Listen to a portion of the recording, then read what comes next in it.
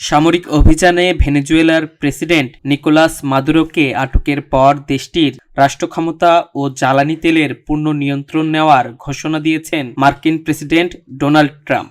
যুক্তরাষ্ট্রের নিজস্ব তেলের বড় মজুদ থাকলেও তা মূলত সুইট ক্রুড বা হালকা তেল, যা কেবল গ্যাসোলিন তৈরিতেই উপযোগী। অন্যদিকে ভেনেজুয়েলার তেল ভারী ও ঘন। এই তেল থেকেই তৈরি হয় উন্নত মানের ডিজেল, অ্যাসফল্ট ও কারখানার ভারী জ্বালানি, যা যুক্তরাষ্ট্রের শিল্পের জন্য অপরিহার্য। পাশাপাশি ভৌগোলিক দূরত্বের কারণে ভেনেজুয়েলা থেকে তেল পরিবহনে খরচও পড়বে অনেক কম। EIA এর তথ্যমতে বিশ্বের মোট তেলের মজুদের 1/5 রয়েছে দেশটিতে, অর্থাৎ 30,300 কোটি ব্যারেল তেল রয়েছে ভেনেজুয়েলার খনিতে।